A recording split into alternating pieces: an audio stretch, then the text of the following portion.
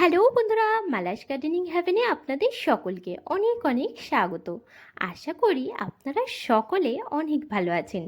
আমিও অনেক ভালো আছি, সাথে বাগানের নিত্য কাজে ব্যস্ত আছি।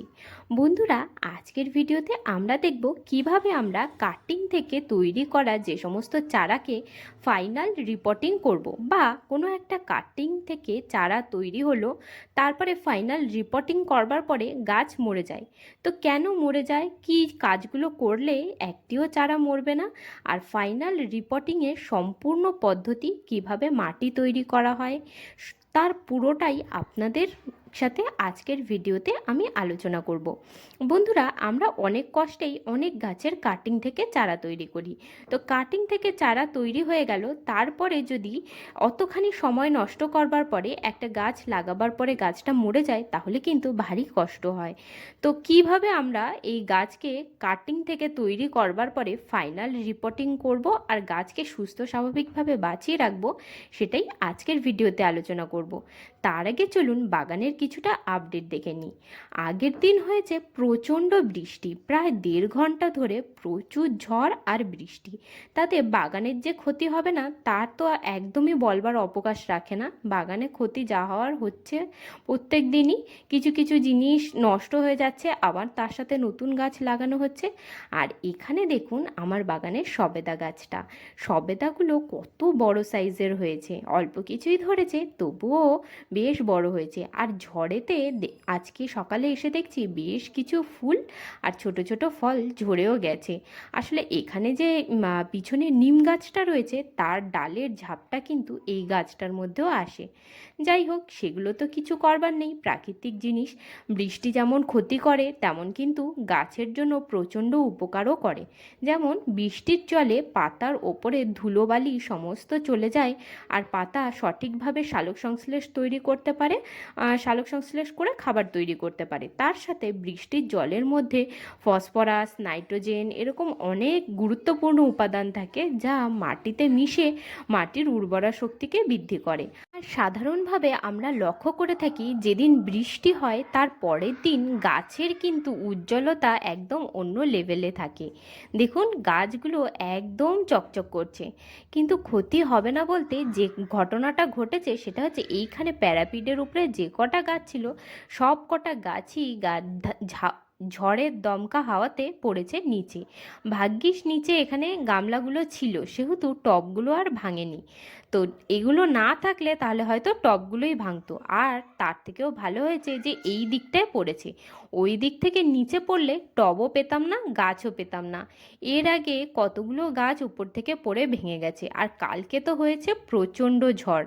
সে ঝড় মানে অনেক দিন পরেই আমি দেখলাম এরকম দাপটের সাথে ঘূর্ণিঝড়ের মতন ঝড়, আর তার সাথে মুষলধারে বৃষ্টি। আর এই বৃষ্টির কারণে পুরো রাস্তাতে আমাদের এখানে জল জমে গেছে।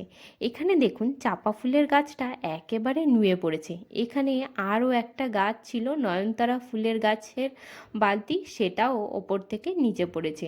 আমি চাইলে প্যারাপিডের ওপরে যতগুলো গাছ আছে সব গাছকেই নিচে নামিয়ে দিতে পারি। তাতে কি হয়, ছাদের উপরে আর কিন্তু একটুও জায়গা থাকবে না। হাঁটাচলা করবার মতো একটুখানি জায়গা ছাড়া কোনো জায়গায় কিন্তু আর থাকবে না। এই দেখুন এই সাইকাসের গাছটাও ওপর থেকে নিচে পড়েছে। গাছগুলোর খুব বেশি ক্ষতি হয়নি, কিন্তু গোড়াটা খানিকটা করে আলগা হয়ে গেছে। যাই হোক, এই গাছগুলোকে আমি এখন আপাতত আর ওপরের দিকে তুলব না, আর চেষ্টা করব যতখানি সম্ভব হয় প্যারাপিডের ওপরে যে সমস্ত গাছ আছে সেগুলোকে নিচেই নামিয়ে দেওয়ার। কারণ তাতেই ভালো হবে। আর বলা যায় না আবার কোন দিন ঝড় টড় হবে, আবার পড়ে গিয়ে গাছের ক্ষতি হবে।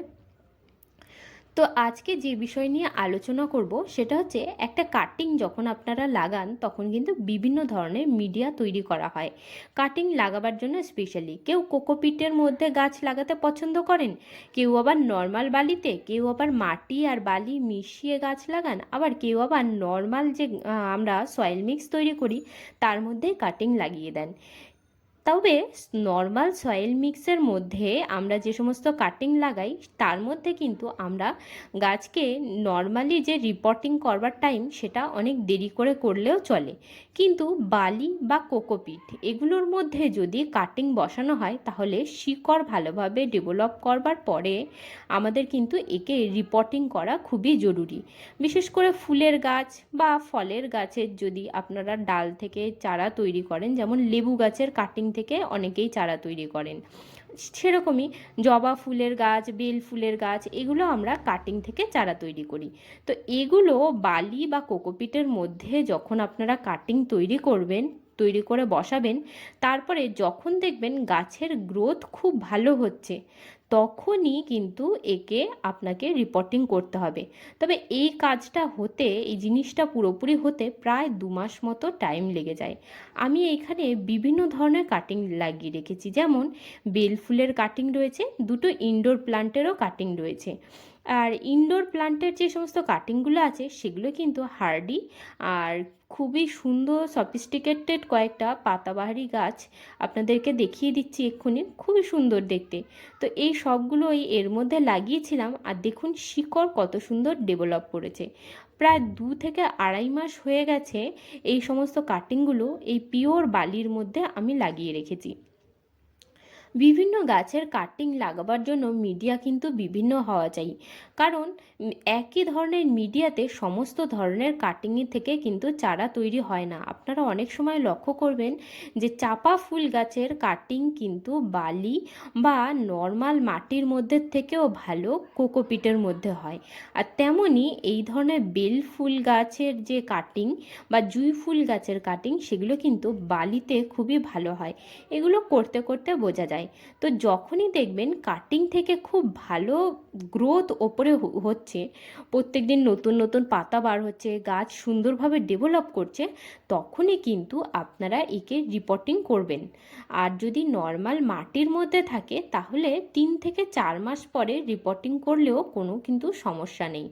যেহেতু আমি এগুলো সবই একদম পিওর প্লেন বালির মধ্যে লাগিয়েছিলাম আর গাছগুলো সুন্দরভাবে ডেভেলপ করে গেছে, তার জন্য আমি এখন এদেরকে রিপোর্টিং করব। আর আপনাদেরকে দেখিয়ে দিচ্ছি যে প্রত্যেকটা কাটিং থেকে কত সুন্দরভাবে শিকড় ডেভেলপ করেছে। এখানে বললাম যে বেল ফুল গাছের চারা রয়েছে, জুঁই ফুল গাছের চারা রয়েছে, আর হচ্ছে কয়েকটা ইনডোর বা আপনারা পাতাবাহারি গাছ বলতে পারেন, তার কাটিং থেকে চারা তৈরি করেছি। এবার আসি এই কাটিংকে লাগাবার পদ্ধতি বা মাটি তৈরির উপরে। গাছের জন্য যে মাটি তৈরি করা হয়, ফলের গাছের আলাদা মাটি, সবজির গাছের আলাদা মাটি, আবার ফুলের গাছের আলাদা রকমের মাটি তৈরি করা হয়। তার মধ্যে একটা সয়েল মিক্স যেটা আপনারা সমস্ত গাছের জন্য ব্যবহার করতে পারেন সেটা হলো 50% নর্মাল গার্ডেন সয়েলের সাথে 30% কম্পোস্ট, ভার্মি কম্পোস্ট বা গোবর সার, আর তার সাথে 20% হলো কোকোপিট বা শুকনো পাতা বা গার্ডেন ওয়েস্ট, আর হচ্ছে আপনার সবজির খোসা বা খড়, শুকনো খড়।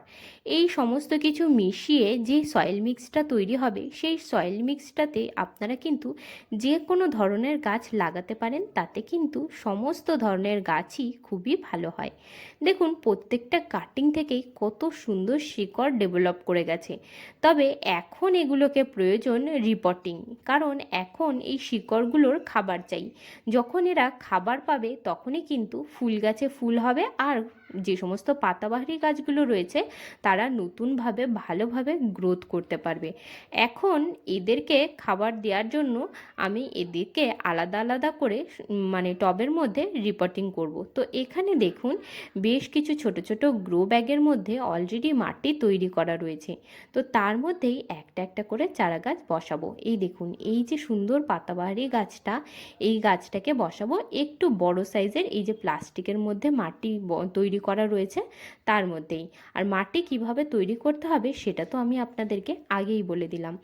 আর যদি মাটির মধ্যে অতিরিক্ত পরিমাণে পোকা বা ফাঙ্গাসের প্রবলেম থাকে বা মাটিতে যদি অতিরিক্ত পরিমাণে জল জমে, তাহলে কিন্তু ড্রেনেজটাকে খুবই ভালোভাবে লক্ষ্য করে নেবেন, যাতে ড্রেনেজ হোল থেকে অতিরিক্ত পরিমাণে জল বার হয়ে যায়। আর খুবই মানে উপকার পাবেন যদি গাছের গোড়ায় একটুখানি সাফ ফাঙ্গিসাইড বা হলুদের গুঁড়ো দিয়ে দিতে পারেন। এতে অতিরিক্ত পরিমাণে ব্যাকটেরিয়া, ফাঙ্গাস এগুলো নষ্ট হয়ে যাবে আর শিকড় সুন্দরভাবে গ্রোথ করতে পারবে। আর কাটিং লাগানোর পরে কাটিং যখন এইভাবে রিপোর্টিং করা হবে তখনকার ওয়েদারটা একটুখানি লক্ষ্য করবেন। যদি অতিরিক্ত পরিমাণে রোদ্দুর হয় বা প্রচণ্ড গরম থাকে তাহলে সেই সময় কিন্তু রিপোর্টিং করলে এই যে শিকড়টা তৈরি হয়েছে এই নরম শিকড়গুলো কিন্তু শুকিয়ে গিয়ে মারা যেতে পারে। তার জন্য চেষ্টা করতে হবে যখন যেমন এই যে কালকে বৃষ্টি হলো আর আজকে খুব একটা রোদ্দুর নেই, ওয়েদারটা যথেষ্ট ঠান্ডা, এরকম সময় কিন্তু রিপোর্টিং করবার জন্য একদম আদর্শ সময়। এতে গাছের কোনো প্রকার স্ট্রেস হয় না আর খুব ভালোভাবে চলে যায়, অর্থাৎ একটিও চারা কিন্তু মরবার আশঙ্কা একদমই কমে যায়। প্রথমত আপনাদেরকে লক্ষ্য করতে হবে যে গাছের ওপরের কাণ্ডের অংশটায় কত সুন্দর গ্রোথ হয়েছে। যদি খুব ভালো গ্রোথ হয় তাহলে অবশ্যই জানবেন যে নিচের শিকড়ের ডেভেলপমেন্ট ভালো হয়ে গেছে। তারপরে আপনারা সয়েল মিক্স তৈরি করে নেবেন। আর সয়েল মিক্স যখন তৈরি করা হয়ে যাবে তখন আপনারা একে রিপোর্টিং করবেন সেরকম দিনে যেদিন একটুখানি ওয়েদারটা ঠান্ডা থাকবে। তাহলে দেখবেন এই ধরনের কাটিং থেকে চারা যখন আপনারা রিপোর্টিং করবেন তখন কিন্তু চারা আর মরবে না। আমাকে অনেক বন্ধুরাই বলেন যে কাটিং থেকে চারা তো তৈরি হয়ে যায়, কিন্তু চারা তৈরি হয়ে যাওয়ার পরে যখন রিপোর্টিং করে ফাইনাল মাটিতে ট্রান্সফার করা হয় তখন কিন্তু কাটিং আর বাড়ছে না, মানে শুকিয়ে মারা যাচ্ছে। তো আমার সাথেও এরকম একবার হয়েছিল। তো এখন আর সেই জিনিসটা আর হয় না, কারণ এই যে কয়েকটা জিনিস আমি একদম মাথায় রেখে চলি। আর এই ধরনের কাটিং যখন আপনারা লাগাবেন তখন মাটিটাকে অবশ্যই লক্ষ্য করবেন। যেমন এই যে বাটিটার মধ্যে যে মাটিটা রয়েছে, দেখুন মাটিটা খুবই ভিজে ভিজে। এত ভিজে মাটির মধ্যে কাটিং কিন্তু লাগাবেন না, তাহলে কি হবে, গাছের নরম শিকড়গুলো খুব সহজেই পচে যাবে আর পোকামাকড়ের আক্রমণও হয়ে যেতে পারে। তো তাই জন্য যে সমস্ত টবের মধ্যে ড্রেনেজ খুবই ভালো রয়েছে, অর্থাৎ জল দেওয়ার সাথে সাথেই বাইরে দিয়ে জল বার হয়ে যায়, অর্থাৎ জল দাঁড়িয়ে থাকে না, সেই সমস্ত টবেই চেষ্টা করবেন এই ধরনের নতুন চারা বা কাটিং থেকে তৈরি করা চারা লাগাতে। তাহলে আর আপনাদের দেখবেন এই সমস্ত সমস্যাগুলো আর হবে না। তো কথা বলতে বলতে একটা একটা করে সমস্ত গাছগুলি লাগানো হয়ে গেল। তো আপাতত যেহেতু কোনো টব নেই তাই একটা বেল ফুলের গাছ আর এই একটা পাতাবাহারি গাছকে আমি একটাই টবে আপাতত বসালাম। গাছ দুটো এখন যথেষ্ট ছোট, একটু বড় হয়ে গেলে সেপারেট করে আলাদা টবের মধ্যে দিয়ে দেবো। আপাতত এই দেখুন সাইড ওয়াইজ দুটো চারাকে বসিয়ে দিয়েছি আর এইখানে সমস্ত বাদবাকি কাটিংগুলোকে বসানো রয়েছে। এখন এর মধ্যে গাছগুলোকে রাখবো ছায়া জায়গাতে, তারপরে একে শিফট করে দেব রোদ্দুরে। তো কথা বলতে বলতে কাজ তো শেষই হয়ে গেল। এবার চলুন একটা যে সবেদাটা অনেক বড় হয়ে গেছিলো সেটাকে তুলে নিই, কারণ যে ফলটা গাছে বড় হয়ে যায় সেই ফলটাকে কিন্তু তুলে নিতেই হয়। না যদি এখন তুলে নিই তাহলে কিন্তু অন্য ফলগুলো সাইজে বাড়তে পারবে না। তো এই যে তুলে ফেললাম, কিছুদিনের মধ্যে এই যে ছোট সাইজের দুটো আছে তারা আবার বড় হতে শুরু করবে। তো কথা বলতে বলতে আজকের কাজ শেষ হয়ে গেল। বন্ধুরা আজকের ভিডিওটা আমি এখানেই শেষ করছি। আপনাদের সাথে দেখা হচ্ছে আবার পরের ভিডিওতে। আপনারা সবাই ভালো থাকবেন, সুস্থ থাকবেন, আর ভিডিওটা ভালো লাগলে লাইক, শেয়ার, সাবস্ক্রাইব করে পাশে থাকবেন। গার্ডেনিং রিলেটেড যদি কোনো রকমের প্রশ্ন আপনাদের মনের মধ্যে থাকে বা আজকের ভিডিও রিলেটেড যদি কোনো রকমের প্রশ্ন থাকে তাহলে কমেন্ট করতে একদম ভুলবেন না। আজকের মতন এইটুকুই। টাটা বন্ধুরা।